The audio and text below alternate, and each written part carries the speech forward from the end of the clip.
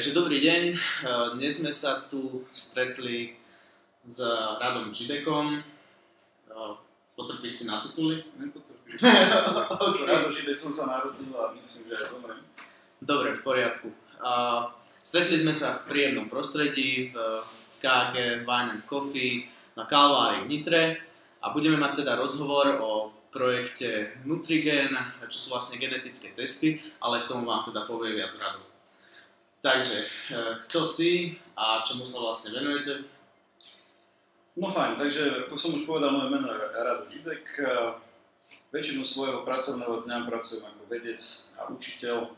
A keďže sme sa s týmom kolegov rozhodli, že budeme naozaj sa snažiť aj aplikovať vedu do praxe, tak sme si vymysleli projekt Nutrigen, kde sa snažíme analyzovať genetické predispozície, genetické rizika v rôznych oblastiach, o ktorých sme presvedčení, že ľudí zaujímajú. Čo všetko teda viete ponúknuť verejnosti a na čo sa zameriavate, alebo aké produkty viete ponúknuť verejnosti? Produktov je strašne veľa, pretože naše pole záberu je veľmi veľké, ale keďže pracujeme a nejakým spôsobom sa zameriame na bezpečnosť potravín a celkovú bezpečnosť, tak hodnotíme rizika. Vybrali sme si také produkty, ktoré teraz najviac zaujímajú ľudia, a to je šport, ako si optimalizovať alebo maximalizovať svoj športový potenciál, výživa, potom nejaká starostlivosť o pleť, ktorá tiež niektoré veci sú definované v génoch. No a potom samozrejme, ja osobne robím zdravie, takže pokiaľ tí ľudia majú záujem, tak vieme im povedať aj niektoré také zdravotné indície a veľa ďalších, napríklad pôvod po rodičoch z jednej, z druhej strany, ako je ich genotyp podobný s francúzskym, nemeckým a takéto ďalšie zábavné veci.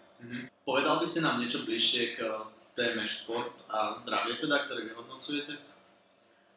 Čo sa týka športu, momentálne analyzujeme to, čo považujeme, že je to signifikantné. To znamená, preložené z vedeckej reči, že to naozaj má nejaký význam, lebo je kopec nejakých vedeckých prác, ktoré nie sú overené, ťažko sa dajú overiť, ale sú už niektoré vedecké poznatky, ktoré sú veľmi dobre definované a veľmi dobre dokážu zadefinovať toho človeka, či už sa to týka jeho regenerácie, toho, že by si mal dávať pozor napríklad na zranenia, pretože nemusí mať tie chrupavky úplne dokonalé. A samozrejme ide tam aj o jeho oxidatívnu kapacitu, o dizajn jeho svalov, ktorý je samozrejme definovaný mnohými génmi, niektoré sú zaujímavejšie alebo známejšie, niektoré sú menej známejšie. My sa to snažíme pomerne splošne vnímať a nejak tým ľuďom poradiť. Čo sa týka zdravia, tak v rámci zdravia môžeme zadefinovať základne nejaké ochorenia, prípadne nejaké predispozície na niektoré ochorenia a môžeme tým ľuďom poradiť, aby si na niektoré veci dávali pozor alebo aby životný štýl prispôsobili tomu, že ich telo nie je úplne dobre zvláda niektoré situácie. OK, a čo sa týka výživy? Čo sa týka výživy, tak tam vieme veľmi dobre spracovať makronutrienty a mikronutrienty, vitamíny. Všetko, čo je v súčasnosti známe a popísané v odbornej literatúre, tak to sa snažíme dávať tým ľuďom k dispozícii. Pri nastavení teda tréningov výživy podľa výsledkov, podľa genetických testov je možné oveľa rýchlejšie dosahovať výsledky alebo oveľa rýchlejšie dosiahnuť cieľ, za ktorým ideme? My vychádzame z genetického testu, ktorý je pomerne dosť robustný. On pokrýva 500 000 bodových mutácií. Už samotná každá jedna tá bodová mutácia niečo vypovedá o tom človeku. No a teda takýmto istým spôsobom pristupujeme aj k športu, výžive. Dávaš mi veľmi ťažkú otázku, pretože na to, aby človek si optimalizoval svoj potenciál, musí do toho dať aj on nejaký vklad. To znamená, aj prostredie musí byť vhodné, musí mať správnu výživu. A dokonca nielen, že je zdravá, ako sa hovorí, ale aj samotná kompozícia tých živín musí byť optimalizovaná pre daného človeka. A my v rámci tejto oblasti vieme zmapovať aj metabolické dráhy a povedať, že či niekde nie sú nejaké zádrhely, na ktoré by si mal dávať pozor a tým pádom ten človek napríklad niektoré veci z toho svojho jedálnička môže vysadiť, lebo ich nemusí dosť dobre metabolizovať. Zase niektoré veci môže pridať, respektíve zvýšiť dávku, aby eliminoval riziko. No a potom samozrejme môže byť lepší. Jasne. Takže pokiaľ by chcel mať väčšie svaly, tak my môžeme zistiť, či naozaj jeho svaly, či náhodou nie sú predurčené na vytrvalostné disciplíny, pretože to, ako keď je niekto maratónec, ťažko z neho niekto urobí nejakého Ramba. Áno, to sú tí ľudia, čo ťažko priberajú na svalové hmoty. Napríklad. Dobre, ešte taká téma, mňa zaujalo to, že veľa ľudí teraz preferuje napríklad ketogénne diety, alebo teda nastavenie stravy, takže vysoký príjem tukov. A počul som o tom, že vlastne len 10% svetovej populácie dokáže efektívne využívať tuky, alebo teda metabolizmus dokáže efektívne využívať tuky. Ako je to v praxi, alebo ako to vidíš ty ako človek z oboru? No ja sa venujem individuálnemu prístupu, pretože to z tých vedeckých prístupov, ktoré my používame, tak toto je nutrigenetický a ten nehovorí o percentách populácie, hovorí o jednotlivcovi. To znamená, že my sa snažíme zistiť, či práve ten človek, s ktorým robíme, či je ten z tých 10%, lebo to nikto nevie, či sa dobre trafí. Samozrejme, niektorí ľudia si oveľa lepšie aktivujú svoje tukové zásoby, niektorí horšie. A je veľa informácií, ktoré je o tom napísané v ich génoch a tie my poskytneme. Super.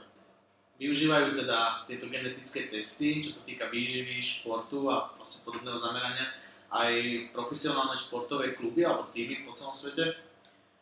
Na týchto kluboch to vlastne bolo celé spustené, pretože tie vedecké týmy vždy chcú robiť s najlepšími.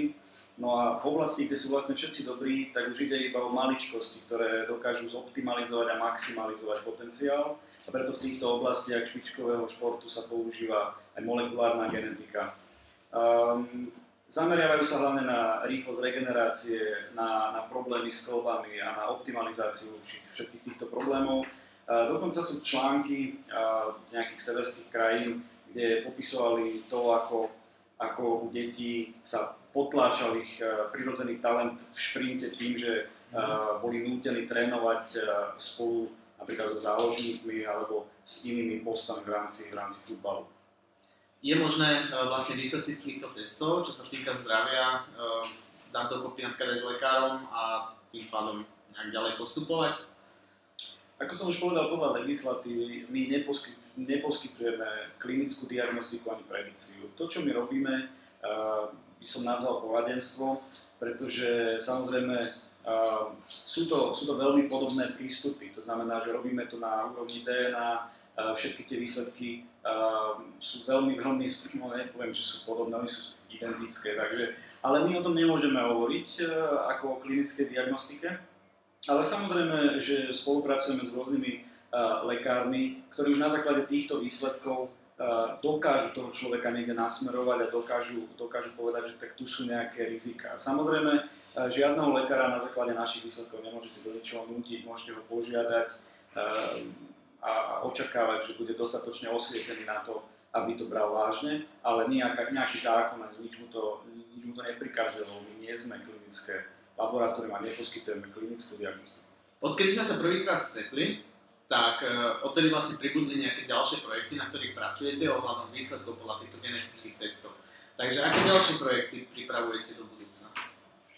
Alebo čo všetko teda zatiaľ riešite, alebo čo všetko zatiaľ viete tomu človeku podať, nazvime to, že v projektoch rozdelené, a čo ešte ďalej pripravujete do budúcna?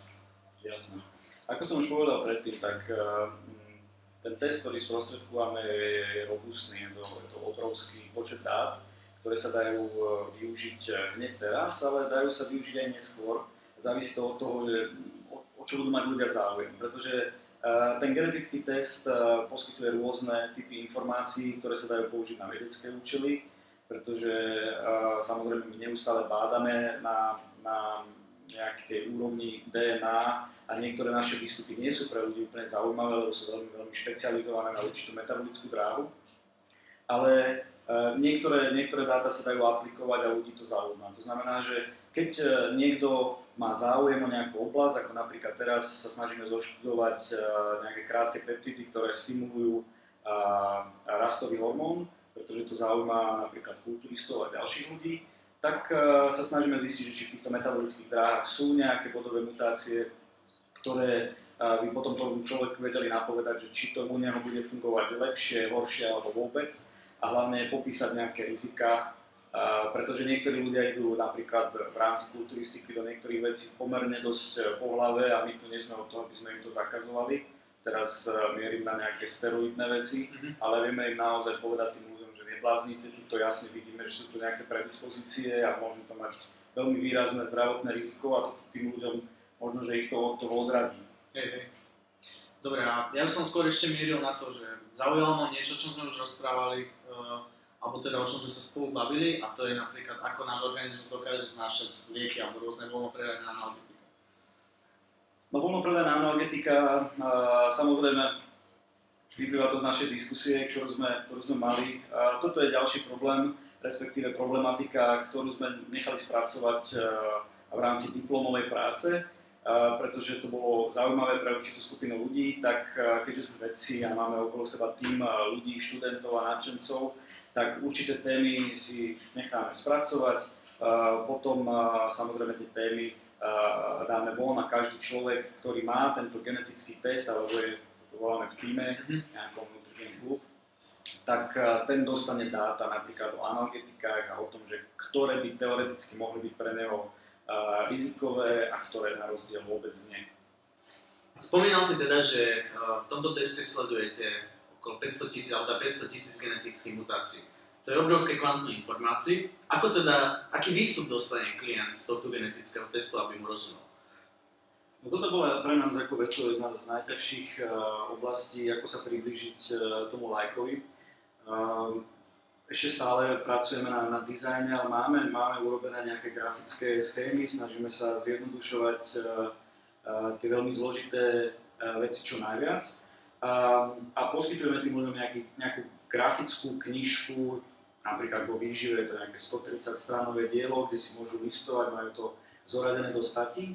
Ale sedím tu s tebou aj kvôli tomu, že sme prišli na to, že je nevyhnutné, aby to ešte niekto interpretoval tým ľuďom, pretože je to naozaj náročné, niektoré je veľmi komplikované a komplexné veci pochopiť. A preto spolupracujeme s ľuďmi ako si ty, ktorí vlastne sú trénovaní na tú prácu s tými ľuďmi, snažia sa a sedia tam dovtedy, kým tí ľudia pochopia a ešte možno robia nejakú spätnú väzbu. To znamená, je tam určitý grafický dizajn, ktorý poskytujeme tým ľuďom podľa toho, čo si vyberú, či už šport, výživa, pohyb a tak ďalej. A potom samozrejme tí ľudia si môžu tiež vybrať nejakého poradcu, ktorý im to vysvetlí a bude sa im venovať. Ako tieto genetické testy dokážu využiť napríklad bežní ľudia? Spomínali sme športovcov, profesionálov, ale ako to môžu využiť bežní ľudia? Bežní ľudia, kto sú to bežní ľudia? Akože každého človeka niečo zaujíma a ten test je naozaj tak obrovský, že vždy sú tam nejaké dáta. Niektorých ľudí zaujíma niečo, že by chceli vedieť, aké majú rizika v oblasti zdravia, tak my môžeme niektoré vypichnúť. Samozrejme, ktoré vieme, lebo ako to poznanie sa stále rozširuje. Niektorí sa zaujímajú o kvalitu pleti, niektorí chcú vedieť o svojich predkoch. A každému tomuto človeku vieme niečo poskytnúť, pretože tie dáta sú tam. A samozrejme tie dáta sa nemenia. Tie dáta sú stabilné, lebo DNA si človek nevie zmeniť. Proste to sú karty, sú rozdané a s nimi musí hrať. No a samozrejme v budúcnosti možno vzniknú nejaké ďalšie otázky toho človeka na nás a pokiaľ on to v tom robustnom DNA teste bude mať, tak mu na ne odpovieme. Takže keď si už raz nechá u vás niekto vypracovať test, má ho teda na celý život, alebo si ho musí po niekoľkých rokoch opakovať a robiť si ho viackrát napríklad? Základom toho, čo robíme, je veľmi, veľmi robustná DNA analýza. Som už viackrát spomenul. A ten výsledok sa nemení, pretože ten človek, proste jeho DNA sa nemení. Môže sa meniť iba to, ako sa prejavuje, ale to, čo má napísané v DNA, tak to sa nejakým spôsobom nedá zmeniť. Vlastne teda nikto to nikdy nedokázal v žiadnom vedeckom článku, že by to bolo možné, z toho my vychádzame. To znamená, že ten človek sa môže dozvedieť len nejaké informácie. Teraz si povie, že chce vedieť šport, po roku chce vedieť niečo iné, potom ho bude zaujímať, ja neviem, že či nemá nejaké ochorenie. Pokiaľ to tam bude, tak mu to vieme povedať, pretože to je to, čo nás baví, to je to, čo vieme. No a samozrejme možno o 10 rokov budú nejaké nové informácie vedecké známe a budeme odpovedať na otázky, ktoré nás teraz vôbec nenapadajú. Ako vlastne prebieha tento test? Musí človek niekde chodiť, zobere sa krv, alebo ako to prebieha? Prebieha to tak, že ten človek prejaví záujem o to, že sa chce v nejakej oblasti zapojiť do projektu Nutrigen. Na základe toho my mu pošleme vzorku domov, kde on to iba napluje. Také je to jednoduché. My potrebujeme iba jeho sliny, pretože každá jeho bunka vlastne nesie celú genetickú informáciu o ňom. My tú vzorku, ako nám príde, ju anonymizujeme. Keďže na Slovensku sa to nedá urobiť tak lacno, aby to reálne ľudia mali vôbec chuť zaplatiť, tak spolupracujeme s laboratóriami v zahraničí, ktoré ju zanalizujú a potom my sa venujeme tým surovým dátam, tým mutáciám, preženieme ich cez naše systémy a na základe toho, čo toho človeka zaujíma, tak mu na to odpovieme. Ako to je vlastne s bezpečnosťou vzoriek? Vzorky nie sú anonymné, ale následne sú anonymizované. To znamená, my musíme mať nejaký obchodný vzťah s daným človekom, ktorý si tie vzorky, alebo respektíve ten DNA test si chce vykonať. To znamená, že nám musí dať splnomocnenie, musí nám dať súhlas dotknutej osoby, že môžeme robiť s jeho osobnými údajmi. A následne, pokiaľ tie výsledky potom analyzujeme alebo ich použijeme na vedecké bádanie, tak ich anonymizujeme. Proste si urobíme nejaké poradie čísel, kde nikto nevie, iba v nejakej databáze, kde sa dá spárovať, ktorá je na veľmi dobre zabezpečenom serveri, tak iba v tej databáze je možné vedieť, že ktorý človek je ktorý. Ale my s jednotlivcom nepracujeme, ani nás to nejak extra nezaujíma, ako sa tí ľudia volajú alebo kde bývajú. Je to iba nevyhnutné to vedieť kvôli tomu obchodnému vzťahu, ale kvôli ničomu inému. To znamená, že jednorazovo tí ľudia nám poskytnú svoje informácie a my ich ďalej nepoužívame. OK, Rado, takže ďakujem ti za tvoj čas, že si našiel čas na toto video, v ktorom si nám priblížil svoj projekt, alebo teda váš projekt Nutrigen.